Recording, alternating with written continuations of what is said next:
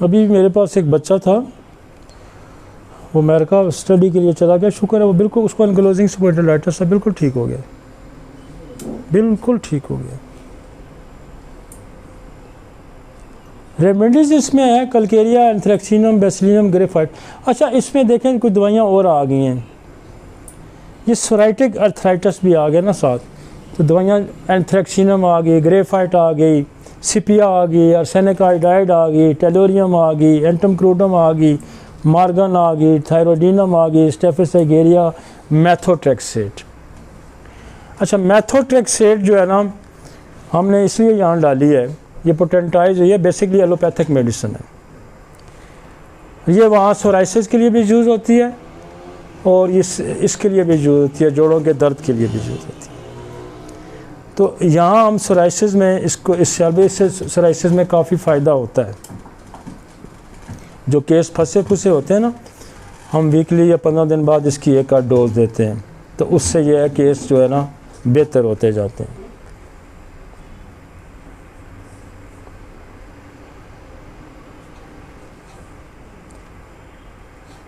Rheumatoid arthritis, हर एक factor का positive है वो नाम। हमारे पास रूमेटॉइड आर्थराइटिस में जो दवाइयाँ काम करती हैं वो आपकी रूटा है, वो आपकी आर्निका है, वो आपकी लीडम है, वो आर्टिका यूरिन है, वो लिथियम कार्ब है। जो इन्फ्लेमेटरी दवाइयाँ सारी जो हमारी हैं, जॉइंट्स की, ब्रायोनिया है, रोस्टॉक्स है, ये सारी कम करती हैं, लेकिन पार्शली करेंगी, बहुत कम करेंगी, जब तक आप उसको मियाज़मेटिक कॉजेटिक फैक्टर पे नहीं जाते।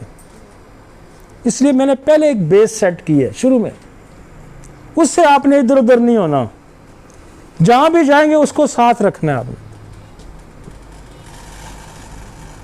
चाहे आप डिजनरेशन में जाएंगे, आप इन्फ्लेमेटरी में जाएं, उसको आपने नहीं भूलना, अपनी बेस आपने नहीं छोड़नी। आगे ऑर्गन स्पेसिफिक भी दवाइयाँ आती जाएंगी, उनको साथ लगाते जाएं, उनको साथ लगाते जाएं, लेकिन उस बेस को नहीं छोड़ना, उसको टच करना। आगे चलते हैं।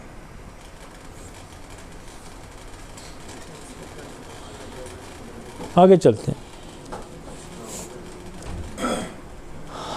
इसी के अंदर, इन्फ्लेमेटरी के अंदर एक और टॉपिक आ जाएगा, इन्फेक्शन। इन्फेक्शन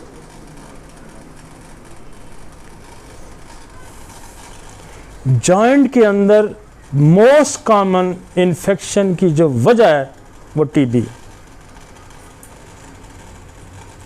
ये मैं भी कह रहा हूं और मैंने आज से 20 साल पहले भी कहा था, मैं आज भी कह रहा हूं, लेकिन ये जो ट्यूबरक्लोसिस के एक्सपर्ट हैं वो भी ये कह रहे हैं, और जो रोमेटोलॉजिस्ट हैं वो भी यही कह रहे हैं कि जॉइंट्स के अंदर इन्फ्लेमेशन और जो इन्फेक्शन है उसका सबब बड़ा जो है वो ट्यूबरक्लोसिस है। इसलिए हम जोड़ों के दर्द में ड्रोसा का बहुत ज़्यादा इस्तेमाल करते हैं, हम जोड़ों के दर्द में मेडोरिनम का बहुत ज़्यादा इस्तेमाल करते हैं। और इन्फेक्शन जो है, जोड़ों के अंदर जब इन्फेक्शन आ जाएगा, जोड़ों के अंदर ब्लड की जो सिनोवियल फ्लूइड इसको हम कहते हैं, जो जोड़ों के अंदर होता है, ये जो सिनोवियल फ्लूइड है इसके अंदर इन्फेक्शन पैदा हो जाता है। वो इन्फेक्शन क्या करता है, फिर साथ वाले जो लिगामेंट्स हैं, टेंडन है, कार्टिलेज बोन है, उनको फिर ख़राब करना शुरू कर देता है पहले। और इसकी पहचान क्या है? Redness, swelling and pain. ये हमारी दवाई की भी अलामत है। कौन सी? Belladonna. Redness, swelling and pain. तो वो बेलाडोना इज एक्यूट कंडीशन होती है ना, सुर्खी, सोजन, दर्द। अब इन्फेक्शन होगा तो क्या होगा? सोजन, सुर्खी, जोड़ सूज जाएगा ना। तो इन्फेक्शन होगा तो जोड़ सूज जाएगा, स्वेलिंग हो जाएगी, फिर उस पर सुर्खी भी आ जाएगी कि ब्लड वहाँ रश करेगा। जहाँ बॉडी में कोई मसला होता है ना, ब्लड उधर रश करता है। कोई भी बॉडी के किसी हिस्से में क्रैश आएगा, ब्लड दौड़ेगा उधर। दौड़ेगा तो आगे रोला पड़ा और रोला पड़ जाएगा, स्वेलिंग हो जाएगी, रेडनेस आ जाएगी और फिर साथ पेन स्टार्ट हो जाएगी। तो इन्फेक्शन को फौरन कैसे पहचानना है? सुर्खी, रेडनेस, पेन, स्वेलिंग।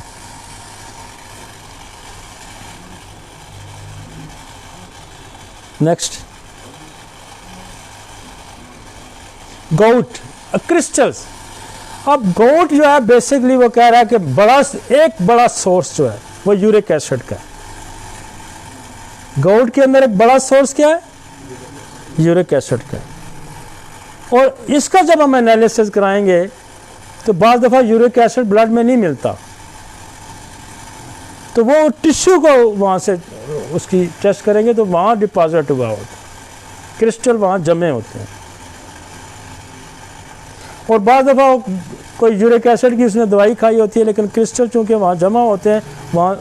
और इसकी पहली जो निशानी है गाउट की, ये बिग टो, आपका जो पाँव का अंगूठा है उसको पकड़ता है। यूरिक एसिड भी यहाँ से ज़्यादा पकड़ता है, गाउट भी यहाँ से पकड़ता है, फिर ऊपर चलेगा। और ये हम ओवरनाइट हमारे पास ठीक होता है, ओवरनाइट। आज हमने दवाई दी, कल बंदा चल पड़ेगा, इतना आसान काम है ये। ओवरनाइट ठीक होता है, एक दिन में ठीक होता है। हम क्या करते हैं, हम मियाज़मेटिक अप्रोच हमने यहाँ रखी हुई है। हम मेडोरिनम ड्रोसरा की एक डोज देते हैं, हम आर्टिका यूनियन CM की एक डोज, एक लीडम। लीडम क्या करती है? अंगूठा पकड़ती है। लीडम क्या करती है? लीडम के पेन कहाँ से स्टार्ट होते हैं? अंगूठे को पहले पकड़ेगी, यूँ आ जाए। हमने यूरिक एसिड के लिए क्या किया? आर्टिका यूनियन लगाया और उसकी यूरिक एसिड की जो वजह बनी थी उसको हमने मियाज़मेटिकली 2 दवाइयाँ लगाई। मेडोरिनम में भी लगाई, मैंने कहा था इन्फ्लेमेट, मेडोरिनम में लगाई, ड्रोसरा लगा दी। कॉजेटिव फैक्टर मियाज़मेटिक उससे कवर किया, यूरिक एसिड को कवर किया, और लोकल जो सिम्टोमेटोलॉजी है हमने लीडम लगा दी। आप यूं दें, अगले दिन बंदा चलेगा, बिल्कुल चलेगा। गाउट, और वो कहता है कि एक तो गाउट हो गया, एक स्यूडो गाउट है। ये और कोई क्रिस्टल्स आ सकते हैं, कैल्शियम डिपॉजिट हो सकता है,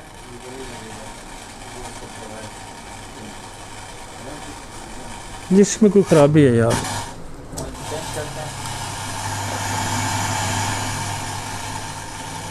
भेज नहीं है इधर, सारा मजा ही करा रहा है।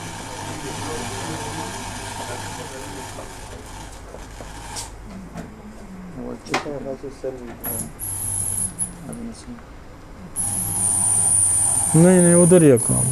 नहीं मेरे हाथ लग रहा है, इसलिए हो रहा है।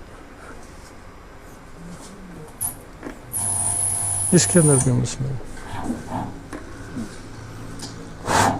ठीक हो गया।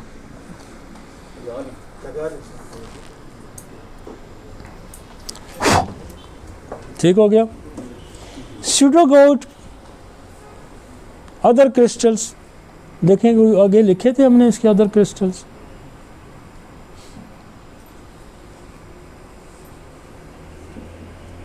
हाँ, ये देखें,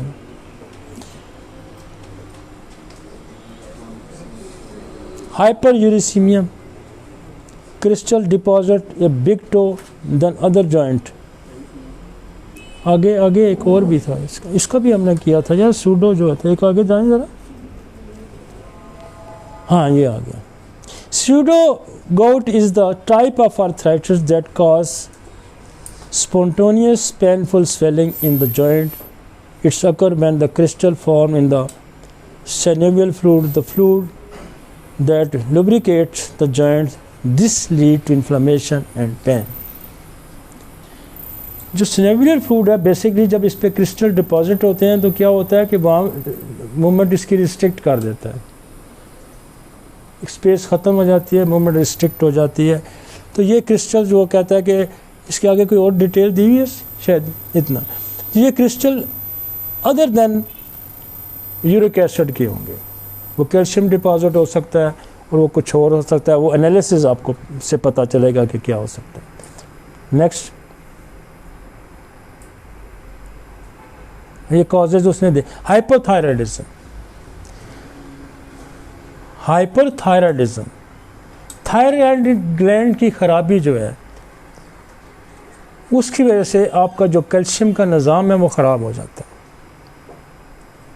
तो कैल्शियम डिपॉजिट ज़्यादा होना शुरू हो जाएगा, वो कैल्शियम के क्रिस्टल ज़्यादा हो जाए। अब इसमें जो आपका पैराथायराइड सिस्टम है वो भी कैल्शियम को कंट्रोल करता है। अब पैराथायराइड का अगर आप टेस्ट कराएंगे तो वो भी हाइपर हुआ होगा, उसकी नॉर्मल रेंज अगर 6 है तो वो 200 100 इस तरह पहुंचा होगा। तो काउंटर एनालिसिस क्या करेंगे, पैराथायराइड ग्लैंड का फंक्शन टेस्ट करा लें और थायराइड ग्लैंड का फंक्शन टेस्ट करा लें। तो हाइपर कैल्शियम, कैल्शियम नीचे आ गया ना, हाइपर कैल्शियम, ये इन दोनों की वजह से भी हो सकता है। तो ऐसे जिनका गाउट आपको यूरिक एसिड वाला नहीं मिलता तो आप उसके 2 टेस्ट रिक्वायर कर लें कि थायराइड की खराबी तो नहीं है और कहीं पैराथायराइड की खराबी तो नहीं। पैराथायराइड इज टोटली कैल्शियम को कंट्रोलिंग अथॉरिटी है पैराथायराइड ग्लैंड, तो और आसान हो जाएगा। फिर मैग्नीशियम डेफिशिएंसी आ जाती है, ये उसके ब्लड एनालिसिस में आ जाएगा। तो ये 2 टेस्ट आप करवा के फिर हम इस पे पैराथायराइड की दवाई दे देंगे और पैराथायराइड की डिस्टर्बेंस के भी कॉजेज होंगे, वो इसी बेस पे हम उसको पैराथायराइडिज्म को इसी बेस पे साइकोट्रिक सिफिलिटिक वो कॉजेज हम जेनेटिक कॉजेज ढूंढ के हम उसको काउंटर करेंगे, वो नॉर्मलाइज होगा तो नीचे गाउट ठीक हो जाएगा। होगी जी। हमने डिजनरेशन, इन्फ्लेमेशन, गाउट और रूमेटिक फीवर, हमने इसको सदा डिफरेंट। अब ये सारी चीज़ों की नेचर बिल्कुल डिफरेंट है, सारी चीज़ों की नेचर बिल्कुल डिफरेंट है। आगे चलते हैं। अब मैं ऑर्गन स्पेसिफिक पे अब आ जाता हूँ। ये मैंने आपको एक बेस बना के दी है, ये क्या किया है, ये बेस बनाई है हमने।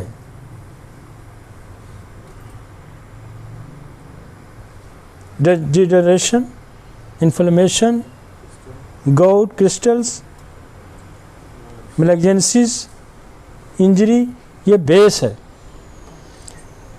ये अगली बेस है, उससे पहले मियाज़मेटिक बेस थी, ये पैथोलॉजिकली बेस है। एक चीज़ से दूसरी से अलग कर रहे हैं, एक चीज़ को दूसरी से अलग कर। अब हम आ जाते हैं जो कंप्लेन आपके पास आएगी। ये जनरल एक मेरा हमारी अप्रोच थी about the pain, general approach थी अबाउट द रूमेटोलॉजी कि ये बेस सेट करें, ये डिफरेंशिएट करें, और इतना साइंटिफिक वे है ये। आपको वहाँ दवाइयाँ भी मिलेंगी, कॉजेशन भी मिलेगा, सब कुछ मिल जाएगा। इसको गो थ्रू करें, 2-3 दफ़ा करेंगे, आपको समझ करें आ जाएगा, अप्लाई करेंगे। पहले ही डिफाइन करें, डिजनरेशन है, इन्फ्लेमेटरी है, 2 डिफाइन हो गए। उसके बाद क्रिस्टल्स, उसका आसान सा थंब पकड़ा जाएगा, आगे चलते हैं। और अब आ जाते हैं हम सर्वाइकल्स पे। 7 मोरे हैं इसके, C1, C4, C1 to 3 वो जॉइंट हुए होते हैं, C4, C5, C6। अब मोस्ट कंप्लेन पता क्या आती है हमारे पास, ये एरिया पकड़ा जाता है। तो ये कौन सा है, C5, deltoid shoulder muscle. Wrist, अब बाद दफ़ा रिस्ट में पेन आता है, मैं उसको क्या देता हूँ, मैं तो सर्वाइकल का प्रॉब्लम है, मैं कहते फिर हाँ इधर होता है, थोड़ा होता है, ये ट्रैवल करके रिस्ट तक आता है, यहाँ से ट्रैवल करेगा, रिस्ट को पकड़ेगा। ट्राइसेप्स, फिंगर्स, इवन फिंगर तक आते हैं पेन्स। तो ये हमने इसलिए आपको कहा कि आप मरीज़ को कहेंगे आपका चौथा मोहरा ख़राब है, आपका डायफ्राम में आ गया, नेक मसल्स के में। अब नेक्स्ट मसल से हम शुरू करते हैं। अब ये मसल जो ऊपरा यहाँ गुद्दी में ये दर्द होता है, पहला दर्द, दिस इज द जलसीमी, ये पहला दर्द। फिर ये 3 मोड़ों का नीचे दर्द, कॉकुलस। अब इसके नीचे काम जो है ना, आपका जो है ना डायफ्राम में ये दर्द आएगा, बहुत कम चांसेस होते हैं। अब ये पेन शोल्डर्स में आ जाएगा, ये पेन बाजुओं में आ जाएगा। यहाँ मोस्ट कॉमन डिजनरेटिव चेंजेस हैं, मोस्ट कॉमन। और यहाँ क्या बनता है, ऑस्टियोफाइट बनते हैं। यहाँ क्या बनता है, ऑस्टियोफाइट बनते हैं। नोकें, हड्डी कमज़ोर होती है, नोक निकलती है, नोक निकलती है तो नर्व को कंप्रेस करेगी, दर्द यूँ आएगा। और डिजनरेटिव डिस्ट्रक्टिव सबसे बड़ी दवाई सिफलिनियम है, ये बेस है आपकी सिफलिनियम। सेकंड पे हम चॉइस पे जाएंगे ड्रोसरा पे, पहले हम सिफलिनियम पे जाएंगे। सेकंड चॉइस हमारे पास ड्रोसरा होगी। और इन दोनों को हेल्प करेगी ऑरामेट। ऑरामेट हड्डियों की जान है। तीसरी दवाई जो डिजनरेशन की, 2 दवाइयाँ आगे पे शॉक अलग हो जाएंगी, एक फास्फोरस है और एक सिलेशिया है। इसको हम डिफ्रेंशिएट यहाँ करेंगे कॉन्स्टिट्यूशनली मोडेलिटी पे। एक को सर्दी ज़्यादा लगती है, एक को गर्मी ज़्यादा लगती है। तो हम आगे क्या करेंगे, फास्फोरस को ऐड करेंगे या सिलेशिया को ऐड करेंगे। तीसरी टोटली पैथोलॉजिकली चेंज पे मेडिसिन आ जाती है, वो है कलकेरिया फ्लोर। और ये कभी भी फेल नहीं होता, बहुत कम चांसेस होते हैं कि इसके फेल होने के। और मैं आया सर्वाइकल, मैंने बस लिखने में जो टाइम लगता है, लिखने में टाइम लगता है। कहते हैं ना कैसे लिखता है, इसके पीछे कितनी स्ट्रगल है, कितनी मेहनत है, कैसे लिखता है, ऐसे तो नहीं लिखता ना।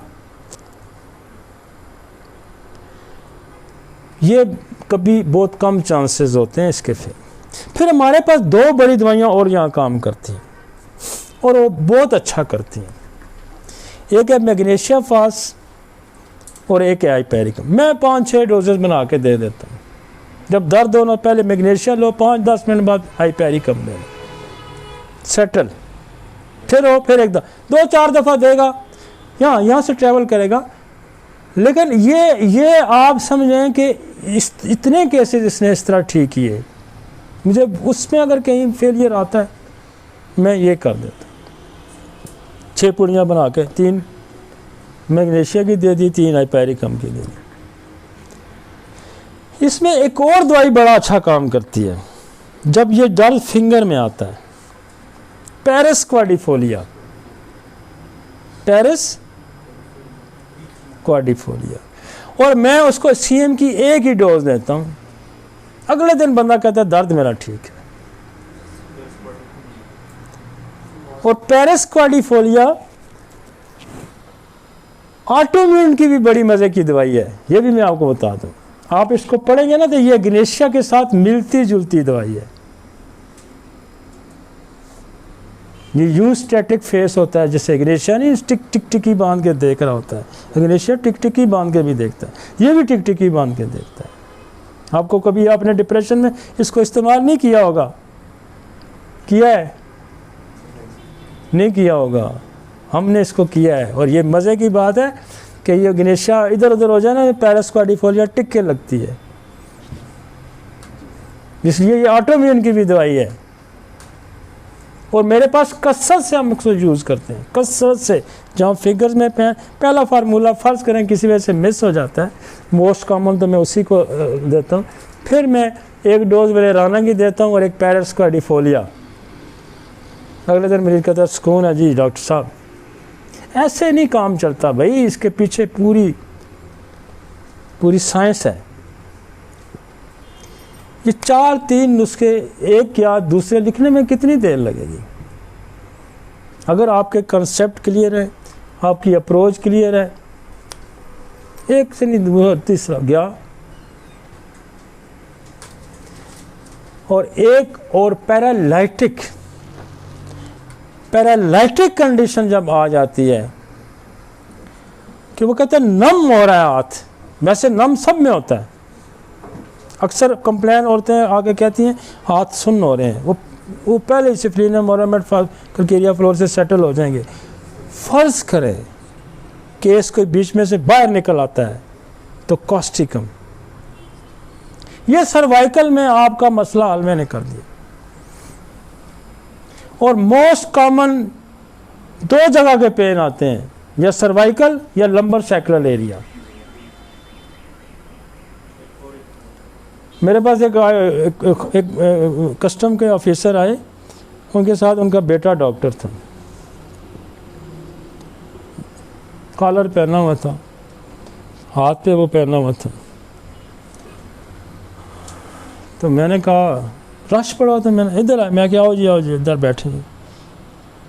मैं क्या आपको सर्वाइकल का प्रॉब्लम है, C4-5 में मसला आ रहा है। वो बेटा मुझे उसका यूँ टिकी बांध के मुझे देखे, आप कैसे कह सकते हैं। मैं क्या आप टेस्ट करा लें, MRI करा के ले। कहता है MRI तो मेरे पास है। मैं क्या पढ़ो इसको। कहता है आपको कैसे, मैं तो हैरान हूँ, तो तुम्हें कैसे पता चल गया। मैं डॉक्टर हूँ खुद, ये मेरा बाप, मैं अमेरिका से भी इसको घुमा के लाया हूँ। आपने 1 मिनट भी नहीं लगाया। मैंने कहा यार ये भी साइंस है। उसने MRI रिपोर्ट निकाली, वही मोरे प्रेस थे। मुझे कहता क्या होगा, मैं कहा ठीक हो जाएगा। कहते इतना आसानी से, मैं क्या हो जाएगा।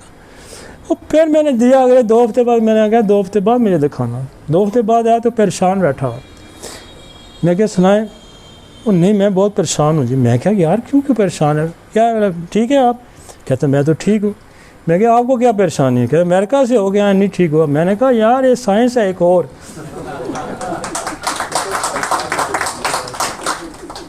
ये और एक साइंस है, इसकी भी तो दे दे। तो लोग जो मेरे साथ आज 15, 20, 30 जो स्पेशलिस्ट काम करते हैं हमारे साथ, उसमें रेडियोलॉजिस्ट है, उसमें ऑर्थोपेडिक है, उसमें पैथोलॉजिस्ट है, ये सारे लोग बेसिकली होम्यो की दवाइयाँ लेके इधर कायल हुए। समझ आइए आपको। तो अगर हम इन चीज़ों को नहीं समझते तो वो कहेंगे यार ये वैसे ही बंदे हैं, इनको नहीं पता रूमेटॉइड आर्थराइटिस क्या होता है, डिजेनरेशन क्या होती है, गोट क्या होता है। ये तो ऐसे ही बस तुक्का लग गया ना लगा, लग गया तो लग गया, ना लगा तो ना लगा ना। वो कहते हैं पीर पुत्र देसी तो नहीं रखना। ये बड़ा अजीब सा कंसेप्ट है हमारा, लेकिन ये बड़ी मज़े की साइंस है अगर आप इसको डिटेल में पढ़ते जाएं, डिटेल में पढ़ते। हमने एक कॉन्सेप्ट क्लियर किया, आपको बेसिस सेट की, डिफरेंशिएट किया, फिर हम इस पे आए। और अब आप इसको समझ के जब दवाइयाँ देंगे और आपको इसकी बेसिस का पता होगा तो आपको खुद भी मज़ा होगा, मरीज़ को भी मज़ा आएगा। अब यहाँ एक और प्रॉब्लम जो हमने कहा कि वो आएगा एनक्लोजिंग का, जिसमें मोरे फ्यूज़ हो जाता है, वो एनक्लोजिंग है। उसकी बड़ी ख़ास सिम्टम आएगी आपके पास। मरीज़ जब आएगा तो पूरा घूमेगा, यूँ नहीं कर सकता, यूँ नहीं कर सकता, यूँ नहीं कर सकता। एक ख़ास मोमेंट से उसकी एंट्री, उसकी ख़ास मोमेंट की होगी। हेड स्टिल होगा यूँ, जब वो फिरेगा भी तो यूँ फिरेगा। तो यही जज हो जाता है, दिस इज द एनक्लोजिंग स्पाइंडाइलिटिस।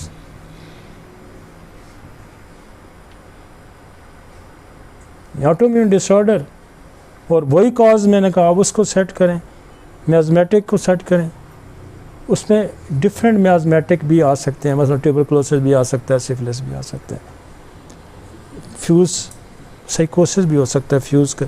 तो वो बेस सेट करके आप ओरोमेड पे आ जाएं, आप कैल्केरिया फ्लोर पे आ जाएं, मैग्नीशिया एसिड फॉल कोई कॉज ढूंढ के दें, एनक्लोजिंग स्पाइंडाइलिटिस। लचक पैदा करने के लिए जो हमारे पास दवाइयाँ हैं वो कैल्केरिया फ्लोर है, हमारे पास जो दवाइयाँ हैं वो रस्टॉक्स है, वो रूटा है, वो ब्रायोनिया है, वो काल्चिकम है। ये वो जो दवाइयाँ हैं कि जोड़ों के अंदर जो सख्ती आ जाती है उसके अंदर लचक पैदा करती है। लेकिन ये काम मज़े का नहीं करेंगी जब तक आप वो उस बेस पे नहीं जाएंगे। उस बेस पे जाएंगे। हम आगे चलें, आगे चलते हैं। अब ये दरमियान वाला जो हिस्सा आ गया थोरेसिक, आप याद रखें यहां बहुत कम कंप्लेन आती है क्योंकि ये आगे रिब्स के साथ ये हड्डी जो है ना इसको सपोर्ट होती है। ये 12 मोरे यूं रिब्स के साथ जुड़े होते हैं। ये इंजरी होगी, इंजरी ऊपर भी होगी, लेकिन वो ऊपर जो होगी इंजरी में बहुत कॉमनली ये सर्वाइकल एरिया की इंजरी होगी। तो आपने इंजरी की जो बोन्स की मेडिसिन है और नर्व्स की जो मेडिसिन है वो अप्लाई करनी होगी। तो आर्निका, रूटा, सिम्फाइट्रम। सिम्फाइट्रम बहुत बड़ी दवाई है फ्रैक्चर्स की। फिर यहाँ बहुत बड़ी दवाई है हाइपेरिकम, नर्व साथ कंपाउंड फ्रैक्चर आ जाता है, बोन भी आ जाती है, नर्व भी आ जाती है, मसल भी आ जाता है। तो हम उसको इंजरी पे, और यहाँ 2 प्रॉब्लम्स होंगे, ये याद रखें। जिस एरिया का अगर आ गया ना थोरेसिक एरिया की पेन आ गई, फर्स्ट ट्राई करें इंजरी, सेकेंडली मैलिग्नेंसी है, यहाँ कोई ग्रोथ होगी, जब कैंसर होगा, ट्यूमर, कोई ग्रोथ होगी, मैलिग्नेंसी आ जाएगी। अदरवाइज ये ऐसा मजबूत एरिया, इसको बाकी चीज़ें नहीं तंग करती। रोज़ का कोई चीज़ लगेगी तो ज़रा उसको फ्रैक्चर कर देगी। अदरवाइज डिजनरेशन चेंजेस ऊपर ज़्यादा पकड़ी जाती हैं, नीचे ज़्यादा पकड़ी जाती हैं, क्योंकि जो मोबिलिटी एरिया है ज़्यादा वो पकड़ा जाता है। यहाँ प्रॉब्लम आएगा तो फिर आपको फ़ौरन स्ट्राइक करना चाहिए। अदर इंजरी, अदरवाइज मैलिग्नेंसी, आप फ़ौरन चोट लगी है, नहीं एक्सरे कराया है, इसमें तो मुझे कोई गड़बड़ लगती है, वो रूल आउट हो गया, चोट निकल गई, सेकंड चॉइस आपके पास कितनी मिनट, इतना मिनट डायग्नोसिस बने, MRI है, पता लग जाएगा ट्यूमर पड़ा हुआ है, कोई भी मैलिग्नेंसी है, फ़ौरन स्ट्राइक कर।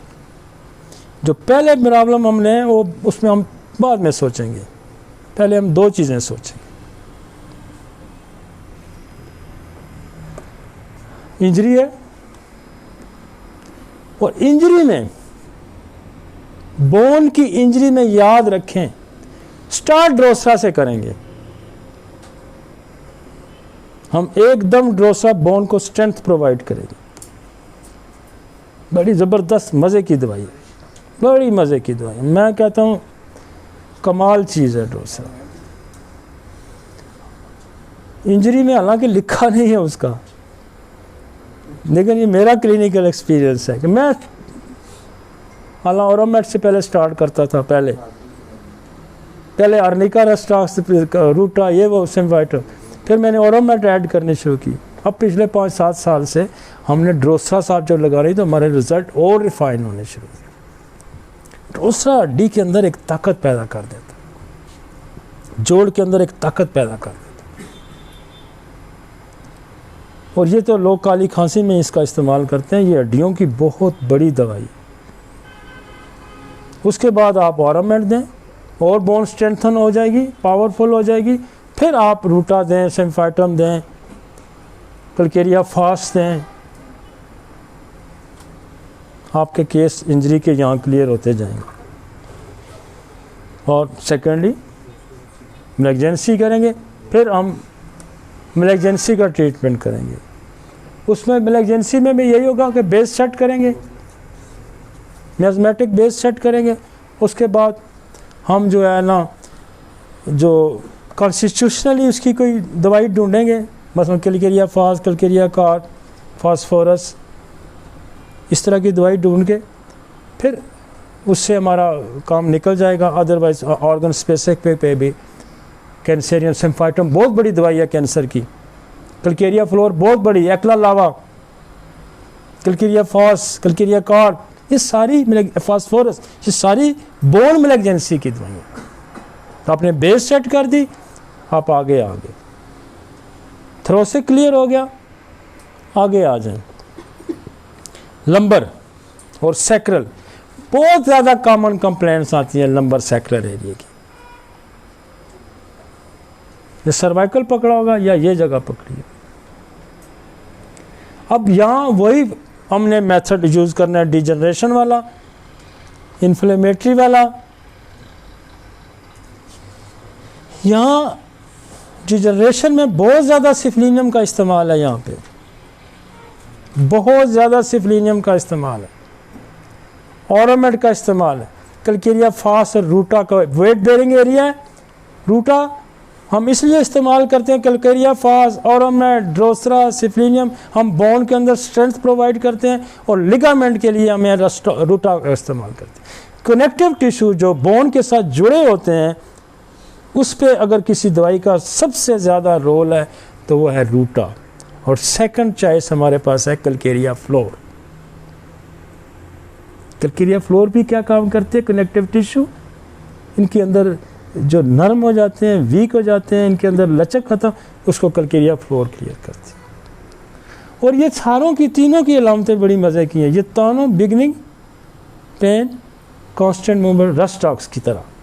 रूटा भी रस्टॉक्स की तरह मोडेलिटी, कैलकेरिया फ्लोर भी रस्टॉक्स की तरह मोडेलिटी, रोडोडेंड्रॉन भी रस्टॉक की तरह की मोडेलिटी, लेकिन stages rhus tox ligament muscle, ruta ligament muscle plus bone connective tissue. Calcarea fluor bone ligament muscle, muscle ligaments bone tendon, calcarea fluor and plus osteophytes. Hecla lava osteophytes, asafoetida caries, calcarea phos weak, phosphorus caries weak. Tips पे है ना मेरी, इस तरह होते हैं।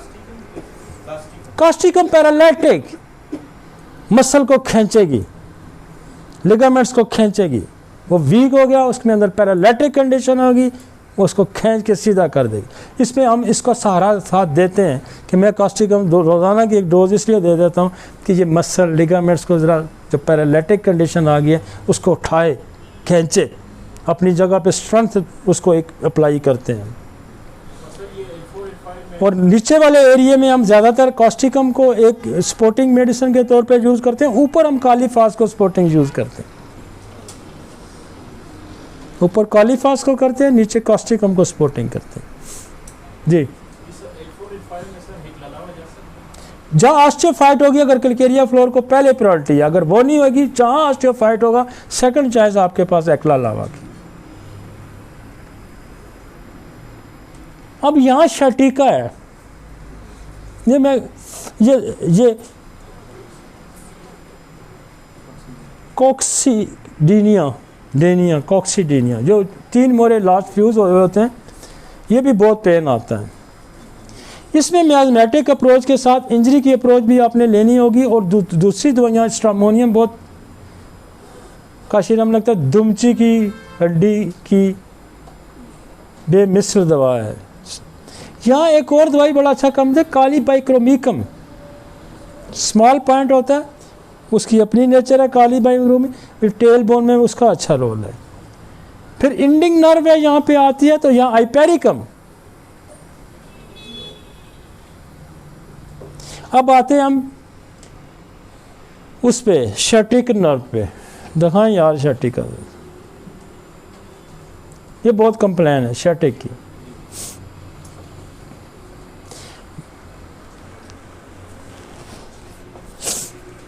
ऊपर Calcarea floor लगेगी, नीचे रूटा लगेगी।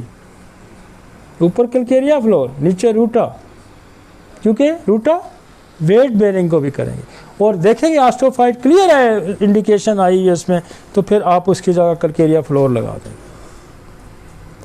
अगर डिजनरेशन है, ऑस्टियोफाइट नहीं है, फिर रूटा लगेगी। ये है जी आपका शटीका।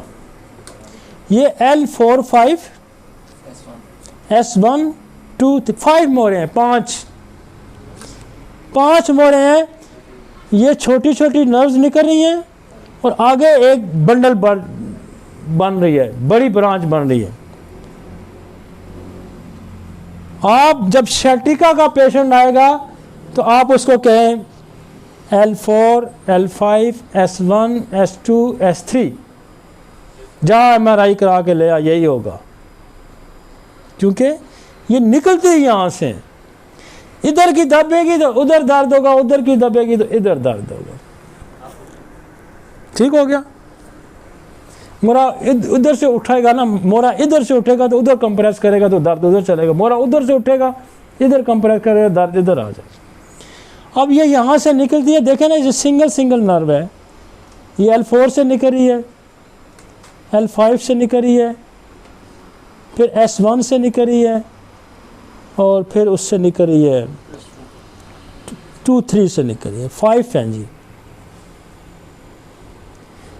ये दबेगी तो शैटिका होगा। बेसिकली इस नर्व का नाम ही शैटिका नर्व है, इसलिए हम इसको शैटिका कहें, और ये मज़े की होम्योपैथी से ठीक होती है। अच्छा, इसमें जो हमारा बेसिक कंसेप्ट है और बेसिक हम जो इंटरकरेंट रेमेडी का इस्तेमाल करते हैं वो वलेराना का करते हैं सारे केसेस में। और वलेराना का ये रोल है कि ये जो नर्व की जितनी भी डिजीज़ हैं इसको उसको एक दफ़ा एज ए इंटरकरेंट उसको ऑब्स्ट्रक्शन को ये रिमूव कर देती है। और नर्व्स के अंदर ये कोई ऐसी दवाई है कि ये नर्व्स के अंदर इतनी पावर ले आती है कि नर्व जो है वो रिलीज़, मतलब इतनी ताकत देती है कि वो मोरे से रिलीज़ हो जाती है, पसीव जगह से ये नर्व के अंदर स्ट्रेंथ आ जाती है और ऐसी कोई स्ट्रेंथ प्रोवाइड करती है, डिसलोकेशन को पुश कर देती है, नर्व के अंदर इतनी ताकत प्रोवाइड कर देती है कि नर्व कोई ऐसी जोर लगाता है नर्व्स कि ये। अब हमारे पास जो अब यहाँ हम बड़े सिम्टोमेटोलॉजिकली देखते हैं कि किस लेवल का नर्व कंप्रेस है। हमारे पास यहाँ मेरे पास जितनी भी सिलेक्शन है मोडेलिटी पे सिलेक्शन है। जहाँ वाद एक ऐसी जगह है जहाँ मैं मोडेलिटी पे उसको सिलेक्ट करता हूँ। मसलन वो कहेगा, मेरा सवाल 3-4 सवाल होते हैं, दबाने से गर्म करने से फाका है तो हम मैकफास और कोलोसिन देंगे, वलेराना पहले लगा देंगे, उसके बाद हमने मैकफास कोलोसिन CM की एक डोज ही देनी, और मैं इसमें रिपीट भी नहीं करता। और अगले दिन जब बेहतर हो गया तो ठीक फारग होगी। उसके बाद हमारे पास यहाँ numbness alternate with the pain, एक ही दवाई अगली काम करेगी, वो है निफाइलम। निफाइलम रह जाएगी तो फिर कैमोमिला।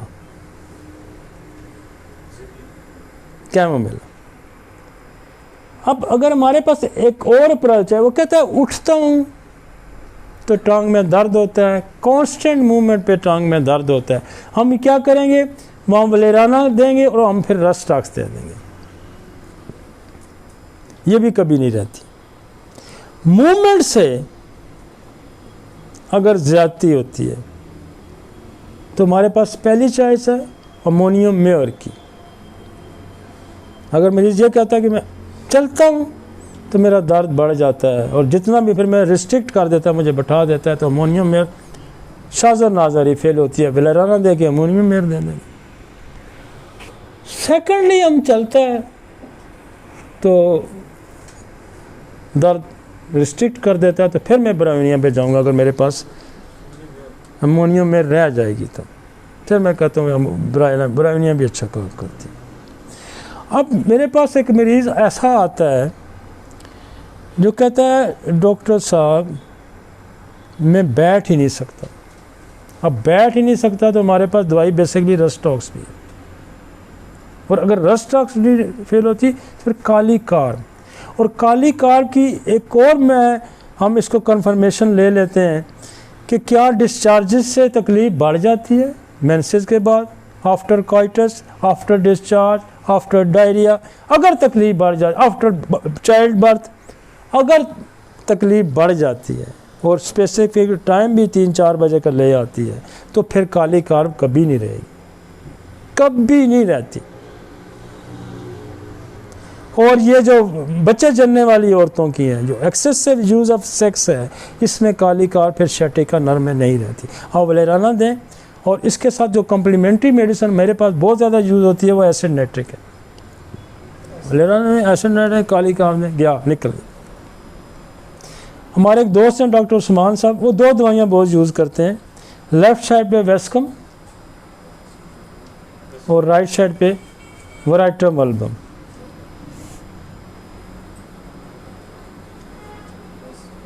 शर्टिका की बहुत सारी दवाइयाँ और भी हैं। नहीं, मेरे पास इसका इस्तेमाल नहीं है। शर्टिका की टेलोरियम शर्टिका की दवाई है, आपकी कोटिलीडन शर्टिका की दवाई है। लेकिन ये बात की बातें हैं, हमारे केसेस ज़्यादातर इधर ही सेटल होते थे, हमें ज़रूरत नहीं पड़ती। हाँ, कोई केस फंस जाए तो हमें ज़रूरत पड़ती है, फिर हम इधर निकलते हैं। ज़रा ये कोई अखीर नहीं होती, लेकिन आपको इन 4-5 दवाइयों के अंदर मैक्सिमम केसेस क्लियर।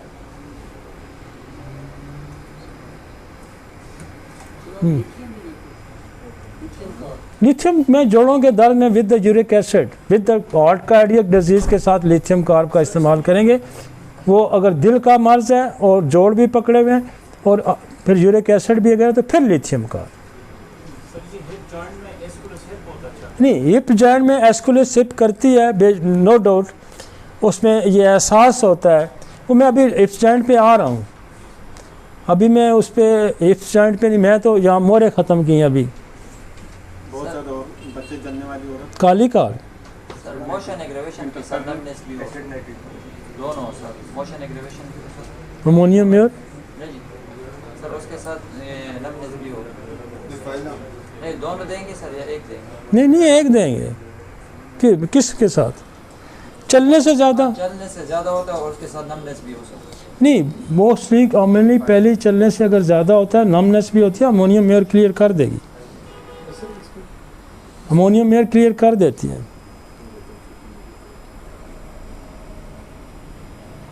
किसी ने शर्टिका आपको इस तरह नहीं समझाया होगा कि शर्टिका है क्या, पहले हमने उसकी पैथोलॉजी देखी है, कहाँ से निकलती है, कहाँ कंप्रेशन आता है। और फिर अगर ये सारी ये दवाइयाँ अगर फ़र्ज़ करें फेल हो जाती हैं, फिर आप डिजेनरेटिव वाला ऑर्डर यहाँ लगाए, वो भी क्लियर कर देगा। लेकिन मैं वो पहले नहीं लगाता, मुझे यहाँ बड़ी ग्रिप है इस पे हमें यहाँ ग्रिप है, हम यहाँ से हटते हैं, फिर हमारे पास ऑप्शन दूसरा पड़ा है, फिर मैं डिजेनरेशन पे चला जाऊँगा, सिफलिन है हमारा, मैं ड्रोसरा, वो कल्केरिया फाज, रूटा, मैं उस पर चला जाऊँगा। लेकिन यहाँ ये बड़े ये सिंगल मेडिसिन से बड़ा क्लिक करती हैं यहाँ पे, अगले दिन बंदा उठ पड़ता है। अब यहाँ पे आगे आ जाएं जी, ये देखें ना, ये सारा उसने बताया हुआ। ये अगर एक और पिक्चर भी आ गया है, L4, L5, S1, ये पीछे पीछे चल रही है। क्लियर? शर्टिका जिसको लंगड़ी का दर्द भी कहते हैं, लंगड़ा कर देती है ना, इसलिए लंगड़ी का दर्द इसको कहते हैं। हकीम लोग लंगड़ी का दर्द कहते हैं। हरकुन्नसा, लंगड़ी का दर्द, शर्टिका, बेसिकली इसकी जो पैथोलॉजी है वो ये है, और इसको जानना बहुत ज़रूरी है। और हमने बड़े आसान से तरीके से इसको डायग्राम को निकाल के समझा दिया, और दवाइयाँ भी उस हिसाब से समझा दी। अब पेल्विक बोन उसका आ गया जी आपका हिप जॉइंट। हिप जॉइंट में भी वही दवाइयाँ, वही मेथड, वही मोस्टली जो लंबर सैक्रल एरिया में काम करती हैं, वही दवाइयाँ हिप जॉइंट में, लेकिन इसमें कुछ एडिशन हम करेंगे।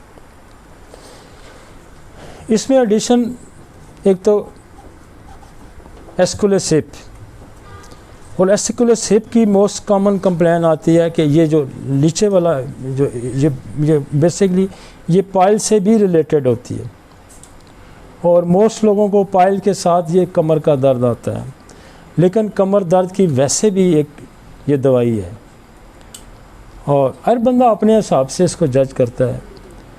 और वो मुझे डॉक्टर उस्मान की बात, वो कहता है मैं इसको इस सिम्टम पे जो मरीज़ मुझे कहता है इधर बराव महसूस होता है, बराव महसूस होता है। बेसिकली ये दवाई है वेंस की भी, वेनल सिस्टम की, पाइल्स की भी। तो पाइल्स में हेमोराइड में क्या बेसिकली कहा जाता है कि वो आपका जो वेनल सिस्टम है उसके अंदर ब्लड की हाइपोट्रॉफी हो जाती है वो। तो यहाँ बहुत सारी कंप्लेन उसके साथ रिलेटेड भी आती हैं। यहाँ कोटिलीडन का चुकला जो है वो बिल्कुल कहते हैं ये जो नासूर होता है इसका जो चुकले का, उसको कोटिलीडन ठीक करती है।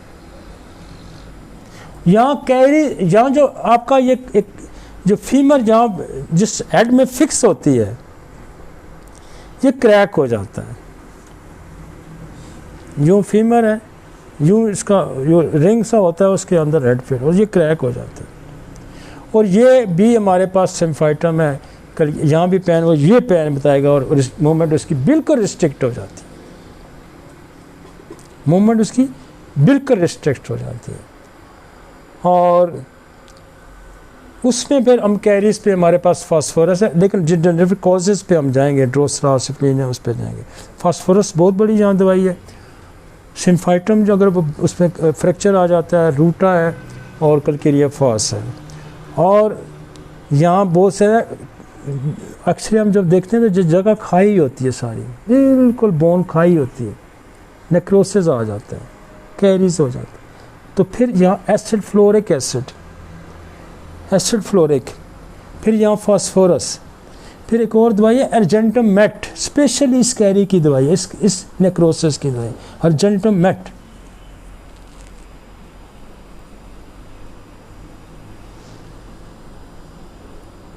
अब हमारे पास लॉन्ग बोन में हमारे पास जो होती है ना, ये फीमर हो गया, टीबी, लॉन्ग बोन के पेन एसिड नाइट्रिक, ओरोमेट। और ये लॉन्ग बोन में एसिड नाइट्रिक बहुत अच्छा काम करती है। और यहाँ ये थाइस का जो पेन है, इसमें आपको एक और दवाई बड़ी मज़े की काम करती है, ये जिस एरिए में, जिस सिर्फ इस एरिए में, प्लमोमेट, ये एरिया अक्सर लोग कहते हैं यहाँ दर्द है, यहाँ नमनेस है, यहाँ से लेके यहाँ तक प्लमोमेट। फिर कूले में राइट लेफ्ट कूले में डॉक्टर उस्मान की बड़ी प्रैक्टिस है, वो हाइपेरिकम यहाँ बहुत यूज़ करता है, उसके पास अच्छा काम करती है, आप भी दे सकते हैं। अब आ जाते हैं हम जॉइंट, नी जॉइंट्स पे।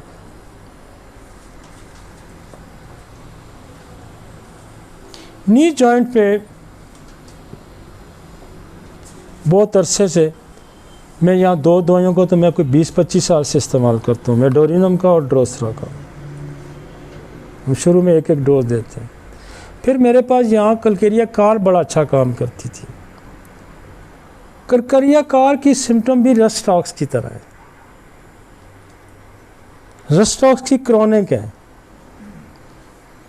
चलने से थोड़ा सा रस्टॉक्स की क्रॉनिक है कलकेरिया का, बोन की मेडिसिन है। तो मैं ये करता था कि ड्रोसरा उड़े के ना कलकेरिया कार दे देता था, उसके बाद मैं रस्टॉक्स लगातार देते, एक डोज कलकेरिया कार भी दी। मेरे बड़े मरीज इससे ठीक होते थे। मोडेलिटी पे मैं देता था, चलने से फाका, और जहाँ रुक जाता था चलने से जाती तो मैं आगे कलकेरिया कार हटा देता था, रस्टॉक्स और ब्रायोनिया लगा देता था। ये ब्रायोनिया की अलामत बिल्कुल सेम काल्चिकम की भी है, मूवमेंट से ज्यादती सेम।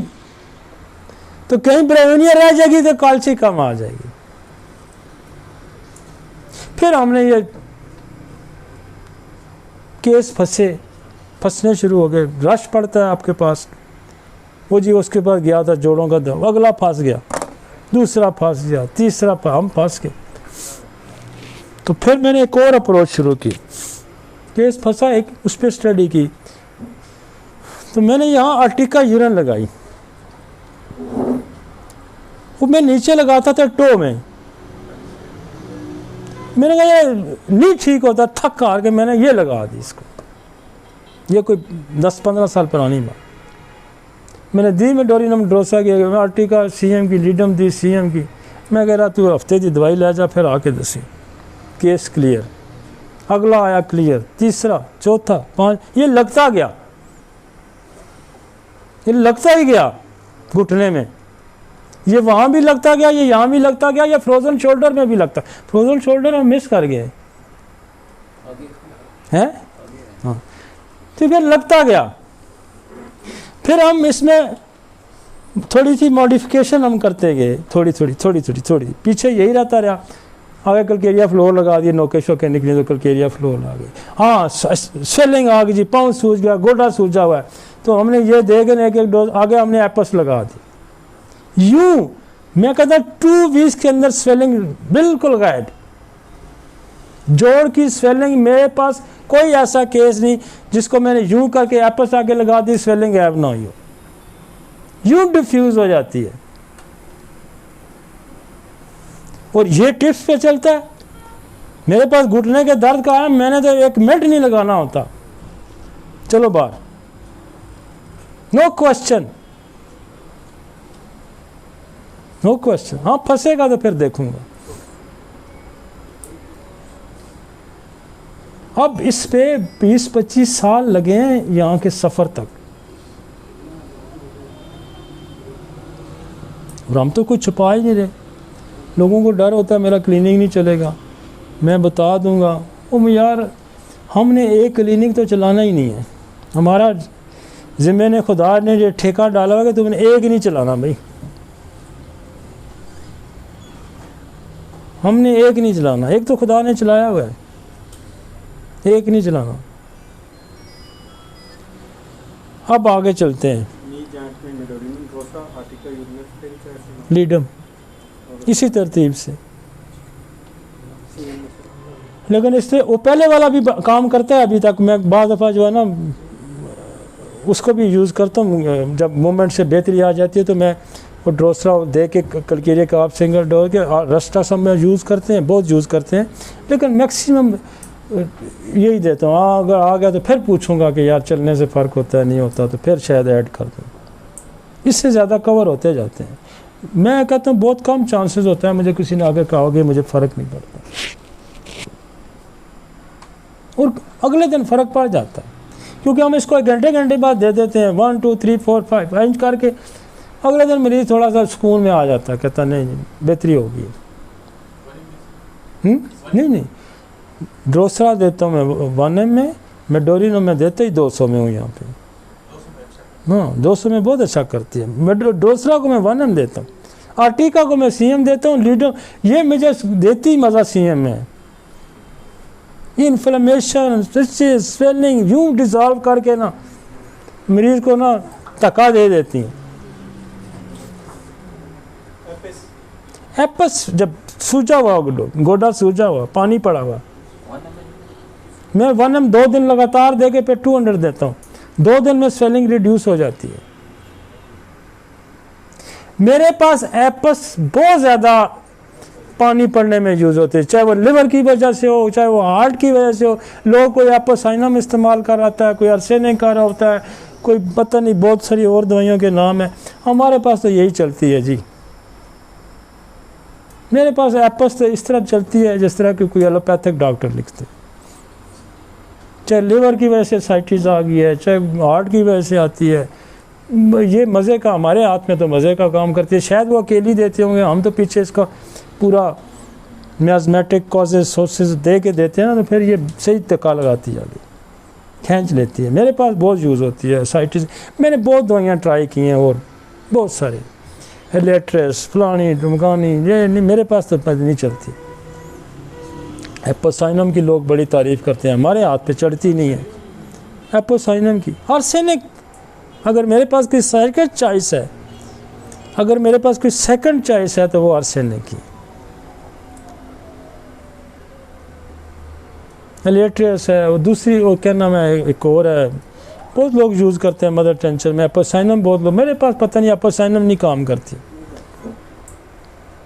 मेरे हथे पे चढ़ी नहीं है। मैं मदर टेंचर 1M CM सारी उठा के परे फेंक दी, मैं नहीं यूज़ करता। आपने मेरे प्रिस्क्रिप्शन में वो एक जगह मेरे पास काम करती है एपोसाइनम, एक जगह, और वो टिक के वहाँ लगती है। जो मेंसेस के दौरान वोमिटिंग होती है, पीरियड्स के दौरान जो उल्टी है ना, उसको बड़े मज़े की रोकती है। और एक ही दवाई लिखी है उसने रेपर्टरी में, एपोसाइनम, वोमिटिंग ड्यूरिंग मेंसेस। मेरे बात मेरे हाथ पे उतर ही बैठी है। ज़्यादा जो मैं मेरी समझ में जितना जो मेरी एक क्लिनिकल प्रैक्टिस है वो मैं वैसे ही फ्लू कर छोड़ता रहूँ। तो मेरे पास मेरे भाई साहब ना, मेरे पास डिजिटेलस ने इतना अच्छा काम किया, हालांकि वो भी करती है साइटिस को कम करती है, लिवर और कार्डियक की जो है उसमें काम करती है, लेकिन मुझे इसी ने ज़्यादा, और सेकंड चॉइस पे मैं हो जाता हूँ। और एपस कोई तकलीफ़ भी नहीं मरीज़ को देती। कार्डियक माइग्रेली है, दिल बड़ा हुआ है, साइटिस है, तो हम एपस को देते हैं। मतलब लिवर हार्ट के जो बाकी चीज़ें अलग लाइक वो दे के एपस दे देते हैं रोज़ाना की। अच्छा, लिवर की सिरोटिक में पानी पड़ा हुआ था, हम उसमें भी बाकी जो हमारी मेडिसिन हैं उसके साथ हम एपस को एज ए कम्प्लीमेंट्री दे देते हैं, साइटिस कम कर देती है। सबसे अच्छा देखें, अल्टीमेटली फंसता भी है बंदा, लेकिन ये बस आप इसको लिखेंगे तो मैक्सिमम आपको सुकून मिलेगा। एसिटिक एसिड बेसिक कैंसरियन मेडिसिन है। हम पेरिटोनियम कैंसर की बड़ी दवाई है एसिटिक एसिड, हम उसको देते हैं। उसकी खासियत जो है कैंसर में मैं उसको यूज़ करता हूँ। उसकी प्यास जो होती है वो फास्फोरस की तरह होती है, बर्फ़ वाली, लेकिन फास्फोरस से भी ज़्यादा शदीद होती है एसिटिक एसिड का। और एसिटिक एसिड हम पेरिटोनियन कैंसर के लिए ही हम यूज़ करते हैं ज़्यादातर एसिटिक एसिड को। आगे निकलें जी, गोडे से निकलें। गोडा बड़ा बंदे ने, अगर आपने बंदे को 2-4 दिन में चला दिया ना, वाह वाह हो जाती है, रोला पड़ जाता है महल्ले वाला, सीधा ओके खाता तू कितों खा दिया दवाई, ओ जी हो। रूमेटोलॉजी होम्योपैथी में बड़ी मज़े की है। अगर रूमेटोलॉजी, और शुक्र अल्हम्दुलिल्लाह मेरी इस पे है ग्रिप, मेरा हाथ पड़ता है इस पे रूमेटोलॉजी पे। तो रूमेटोलॉजी बड़ी डीप स्टडी है, हमने इस पे बड़ी डीप स्टडी की हुई है।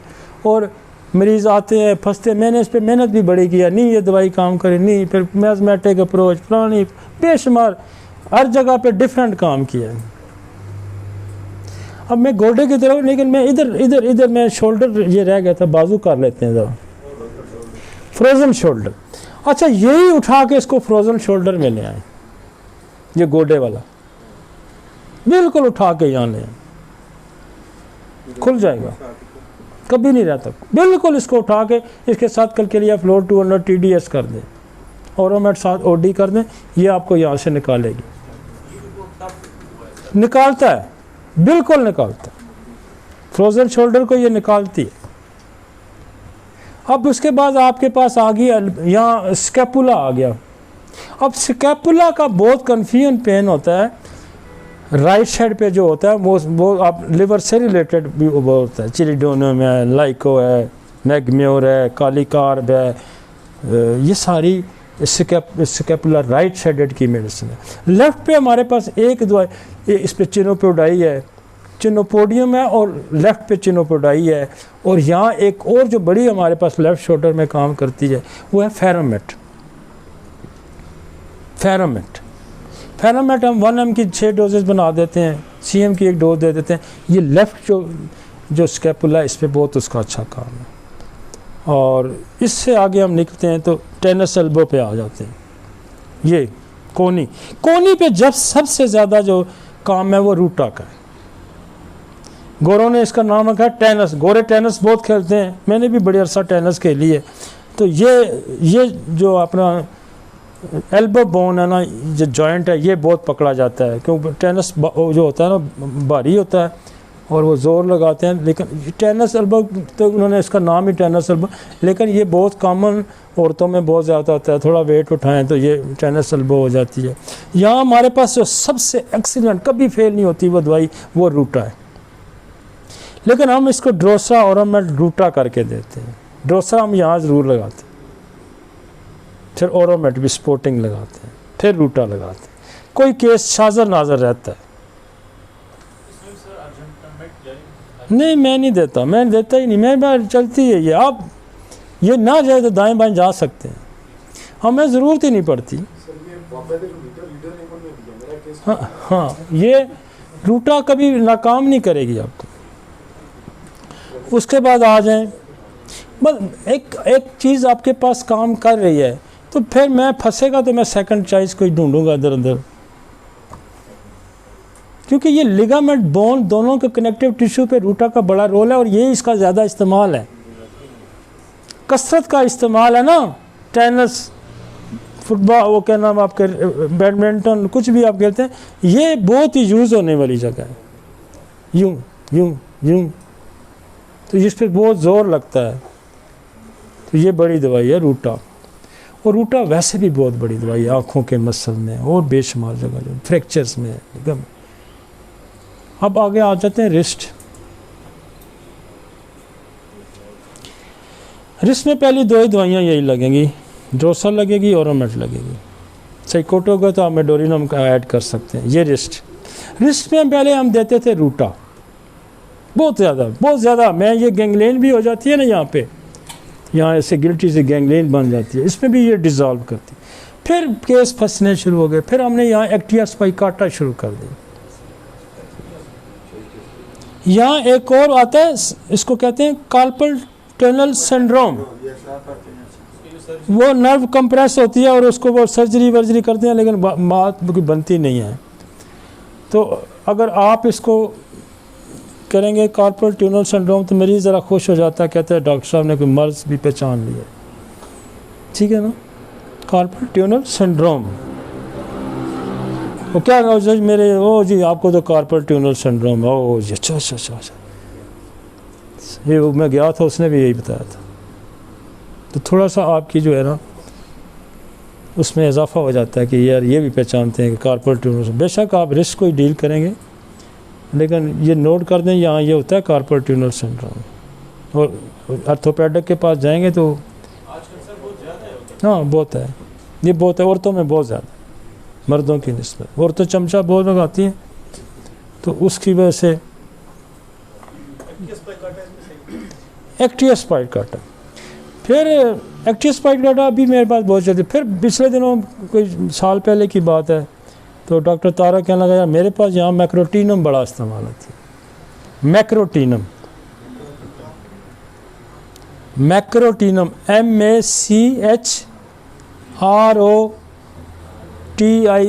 मैक्रोटीनम। अच्छा, मैंने उस दिन भी डॉक्टर तारा को कहा, मैंने कहा यार इसको मैंने ऐसा फिट किया ना, ये अब ज़्यादा तुम्हारे से ज़्यादा मैं रिजल्ट ले लूँ। वो कहता क्यों? मैंने कहा इसके पीछे मैंने ड्रोसरा मेडोरिनम लिखाई है। तो मैक्रोटीनम एक्सीलेंट वर्क है उसका, जहाँ पे आपने नाम भी नहीं सुना होगा, मैक्रोटीनम। तो 3 दवाइयाँ जहाँ यूज़ होती हैं, रूटा, एक्टिया स्पाइकाटा और मैक्रोटीनम। अब यहाँ पैरालिटिक रात सोन भी हो जाते हैं और कभी कभी यहाँ आप कॉस्टिकम का भी इस्तेमाल कर सकते हैं, उससे भी फ़ायदा होता है। अब इससे आगे जाएंगे तो स्मॉल जॉइंट आ जाएंगे। तो वो डॉक्टर साहब ने, जो रेडियोलॉजिस्ट हैं, उन्होंने कहा कि हाथ देखो, पूछो कुछ ना तो दवाई दसो, डायग्नोज करो ना क्या है। यूँ हाथ सीधा रखो, अगर एक साथ से तो गोट वाला नुस्खा अप्लाई करें। जो अगर शुरू से ख़राब है तो रोमेटॉइड आर्थराइटिस वाला यूज़ करें, और इधर वाला है तो डिजनरेशन वाला यूज़ करें। अब स्मॉल जॉइंट पे हमारे पास जो ज़्यादा मेडिसिन काम करने वाली है वो है कोलचिकम। कोलचिकम, और ये हम बड़े ज़माने से लीडम और काल्चिकम को मैं पहली दवाई है जो मिक्स करके दे देता था पहले शुरू में, आज से 15-20 साल पहले। वो डॉक्टर तारक से भी डिस्कस है, वो भी देता था, मैंने भी देनी शुरू। तो ये उस ज़माने से हमने इसको बदला नहीं, चूँकि ये लोगों को फ़ायदा दे रही थी। फिर हमने एक इजाफा इसमें कर दिया कि हमने शुरू में मेडोरिनम ड्रोसरा लगा दी और इसको यूँ कर दिया। तो ये स्मॉल जॉइंट कभी भी शाज़र नज़र कोई मरीज़ आके मुझे कहेगा कि आपने दवाई दी थी तो स्मॉल जॉइंट में मुझे फ़र्क नहीं पड़ा। और स्मॉल जॉइंट में एक और दवाई काम करती है, वो है कोलोफाइलम। कोलोफाइलम विद द यूट्राइन मसाइल, अगर बाज़ दफ़ा डबल पैथोलॉजी भी होती है, एक इधर साथ में उसको कोरिलेट करेंगे, कोलोफाइलम। यहाँ एक और दवाई भी काम करती है, स्टेप्टोकोकस। स्टेप्टोकोकस बेसिकली बैक्टीरिया है जो रूमेटाइड फीवर में होता है, गला, जोड़, फिर हार्ट। तो वो जो उसका ट्रांजिट पीरियड होता है, दिल में पहुंचने के दरमियान वाला पीरियड, पहले जोड़ों में रहेगी फिर दिल में जाएगी, उस पीरियड में अगर पेन आ जाता है तो वो स्टेप्टोकोकस दिए बगैर ठीक नहीं होगा। स्टेप्टोकोक्सिन, तो आप इसको एज ए इंटरकरेंट रेमेडी यहाँ, और स्टेप्टोकोक्सिन जो आपकी रूमेटिक हार्ट डिजीज़ हैं उसमें भी बेताशा यूज़ होती है, उसमें बड़ा इस्तेमाल है। मेरे पास एक आया रूमेटिक, एक खातून आई थी वहाँ से, क्या नाम है, बावलपुर। उसको कोई 20 साल का प्रॉब्लम था हार्ट का। अच्छा, पहले मैंने काफ़ी सारी अपने मेरे हार्ट लाइक को देता रहा। एक दिन आई, डॉक्टर साहब मुझे कोई फ़र्क नहीं पड़ा। मैंने उठा के स्टेप्टोकोक्सिन CM की एक डोज दे दी और SL भेज दी। और 4-5 महीने कहती गैप हो गया, कोई दर्द शर्द, कोई पल्पिटेशन, कोई कुछ। तो रूमेटिक हार्ट डिजीज़ में स्टेप्टोकोक्सिन और कालमिया ये बड़ी, पता नहीं अभी मैंने यूज़ नहीं किया। हाँ, हमने नहीं यूज़ किया ऑस्टियोआर्थराइटिस। हमने यही है, हो सकता है ये कहीं फंसेंगे तो किसी और पे चले जाएंगे, लेकिन मैं समझता हूँ कि ये बेसिक जो कॉजेज़ है जो हमने पहले 4-5-6 मियाज़मेटिक कॉजेज़ हैं, ये इनको आपने नहीं छोड़ना आखिर तम तक। अगर इसको छोड़ देना, जैसे रसूल पाक ने कहा था कि ये पहाड़ी नहीं छोड़नी, ये पहाड़ी छोड़ दी ना तो काम खराब होगा, अगर उन्होंने पहाड़ी छोड़ी तो काम उल्टा हो गया। इसलिए ये पल्ले बांध के रखें, इसको नहीं छोड़ना, ये साथ साथ चलाई रखें। अब क्या आ गया जी, हील। एड़ी का दर्द भी बड़ा तंग करता है जी, लोग अक्सर आके कहते हैं कि जी हील पेन है। अब यहाँ क्या होता है, इसको जो टर्मिनोलॉजी यूज़ होती है वो है प्लांटर फेशियाटिस, दूसरा है स्पर। स्पर क्या, अड्डी थोड़ी सी हील की बढ़ जाती है, उस पर स्पर आ जाता है। अब ये जाते हैं आर्थो पे, वो कहते हैं जी थोड़ा सा जहाँ फॉर्म रखें, जूता ऐसा पहने, एक करें, थोड़ा सा ऊंचा रखें, वज़न ना आए, ये ना। इसमें मैं पहले ड्रोसरा का इस्तेमाल करता था, स्लेशिया का करता था और कल्केरिया फ्लोर का, बहुत अच्छा मेरे पास वो काम करता। पिछले कई अरसे से हमने यहाँ रोडोडेंड्रॉन शुरू कर दिया और मैं इसमें CM की एक ही डोज देता हूँ, अगले दिन मरीज चलता है। आप पीछे वही करें, मेडोरिनम ड्रोसरा, वो हर जगह लगती है। मेडोरिनम ड्रोसरा को भी नहीं छोड़ना, आपने पकड़ के रखना है उसको। मतलब वो जोड़ों में आपको ना खींचती जाएगी साथ आपको, बिल्कुल जो है ना वो कहते हैं सही, हर दवाई को ना पकड़ के चलाएगी। वो मैं इनको समझता हूँ कि ये माँ है सारे की, इनकी जड़ में है बैठी ये ड्रोसरा मेडोरिनम। जो दवाई की देंगे ना उसको पिया लगता जाएगा। और एक एक डोज क्लियर करती जाइए। बहुत केस फंसता है तो कलकेरिया फ्लोर साथ दे दें, ओरोमेट साथ दे दें थोड़ा सा, लेकिन आप स्लेशिया कलकेरिया फ्लोर ये हमारे पास तो पहले बहुत चलती थी। अब मैं बहुत ही कोई केस रह जाए तो मैं इसको देता हूँ। वैसे मैं छोड़ गया हूँ, मैं ज़्यादा रोडोडेंड्रॉन का इस्तेमाल करता हूँ। रोडोडेंड्रॉन की सिम्टम है पहले फर्स्ट मूवमेंट मुश्किल होती है, रस्टॉक्स की तरह, कलकेरिया फ्लोर की तरह, रूटा की तरह, थोड़ा सा चलता है चल पड़ता है और फिर स्टार्ट हो जाता है। Rhododendron heal pen. एंकल छोड़ गया हूँ मैं, एंकल असल में पीछे देख नहीं रहा ना, मैं उस हिसाब से चल रहा हूँ। एंकल, टखना, टखने में मोच बहुत आती है और बार बार मोच आती है। ये जगह ऐसी है आप चलते हैं ना ट्विस्ट करता है ये। मैं अक्सर पहाड़ी पे मैं ट्विस्ट करता हूँ, इसको मुड़ जाता है पाँव। और चूँकि हम पहाड़ी चढ़ते रहते हैं, हम थोड़ी देर में सीधे हो जाते हैं, तो ये लिगामेंट थोड़ा हमारा जो हाइकर वगैरह होते हैं उनके मजबूत होते हैं, तो हम थोड़ा सा जूं मर जाता है, पता लगता है जान निकल गया। लेकिन 10-20 कदम चलते हैं फिर ठीक हो जाते हैं। लेकिन ये जो मोच है, स्प्रैन, यहाँ बहुत कॉमन है स्प्रैन, मोच आ जाना। और इसकी एक ही बड़ी दवाई है, वह है नेट्रम कार्ब। और टखने मारती भी है। अक्सर बच्चे चलते हैं ना जो गोडे टखने मारते हैं, इसकी भी नेट्रम कार्ब है। नेट्रम कार्ब भी बड़े मज़े की दवाई है, यहाँ तो बड़ी सही टिक के लगती है। अब क्या करेंगे, आपने ड्रोसरा वो लेनी है और आगे नेट्रम कार्ब लगाना। देखें ये आगे आगे चेंज होती जा रही है, जगह से थोड़ी थोड़ी तब्दीली आ रही है। और हम ज़्यादा ही यही यूज़ करते हैं यहाँ पे, जहाँ नेट्रम कार्ब 1 दे के 200 पे देते।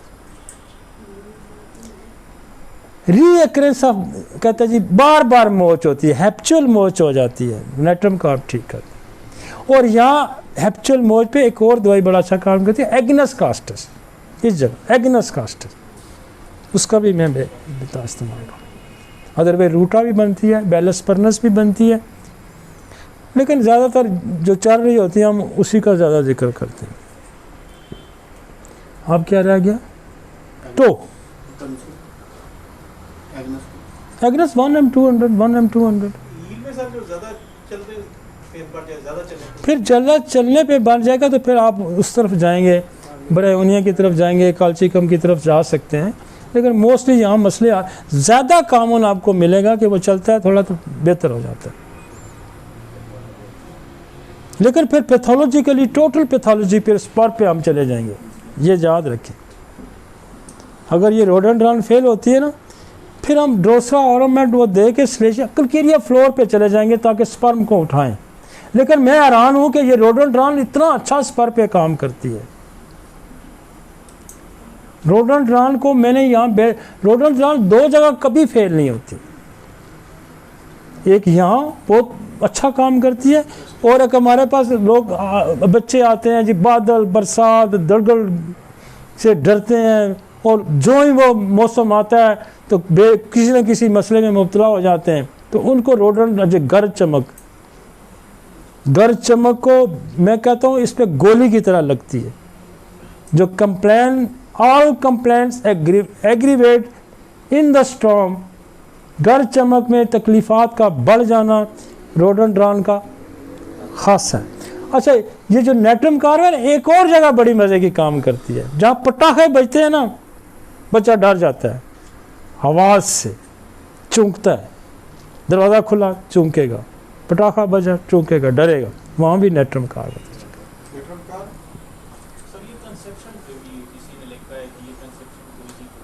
कौन सी? हाँ हाँ,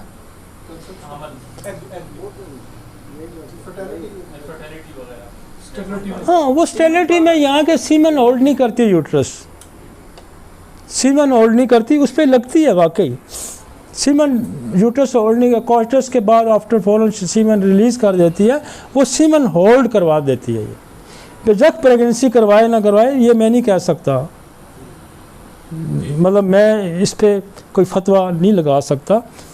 कुछ लोग दावा करते होंगे, लेकिन मेरा यहाँ दावा नहीं है, मेरे पास केस ठीक हो रहे हैं। नहीं मेरा ये दावा नहीं है। मेरा ये दावा ज़रूर है कि ये सीमन होल्ड ज़रूर करा देगी।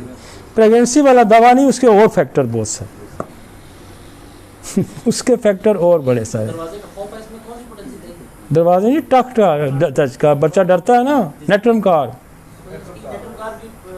201 में दे दें। तो इसमें मेरे पास जो हमारे पास ये वाकई काम करती है नेट्रम कार सीमन होल्ड कराने के लिए, लेकिन इसको मैं नहीं कह सकता कि वाकई प्रेगनेंसी भी करा दे।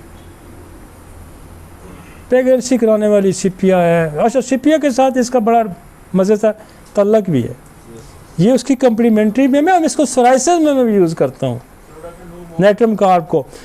इसकी जो नेट्रम कार्ब की सोराइसिस है वो क्रैक्स वाली सोराइसिस होती है, जैसे पेट्रोलियम की होती है,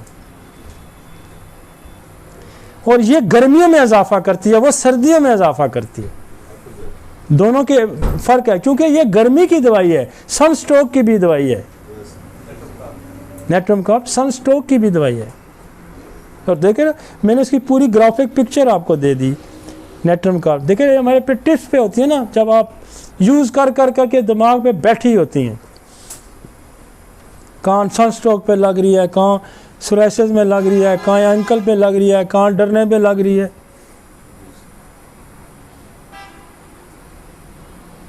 डिक्टो पंजा आ गया नीचे, गोट नीचे कर रहे हैं। कौन सी? टिबिया, लॉन्ग बोन, यहाँ एसिड नाइट्रिक सिफलिनियम। और मेरे पास जितने भी केसेस आते हैं, ये जो लंबी हड्डी है हमारी ये वाली, इस पे बहुत अच्छा लगती है एसिड नाइट्रिक ऑरोमेट सिफलिनियम। मेरा कसरत से यहाँ इस हड्डी का, जब इसको कहते हैं, इसका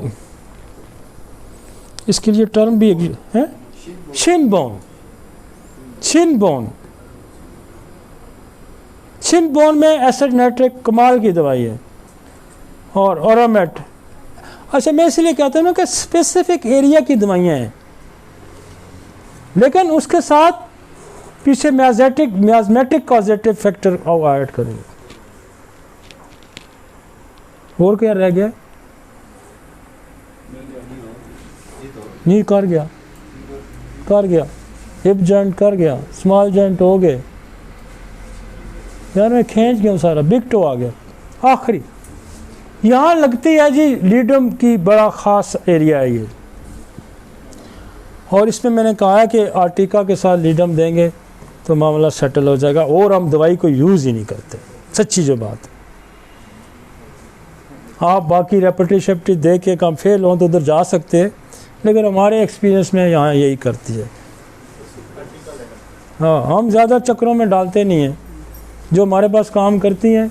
अदरवाइज़ समुंदर है भाई, इधर उधर निकल सकते हैं आप, कोई कैद नहीं है।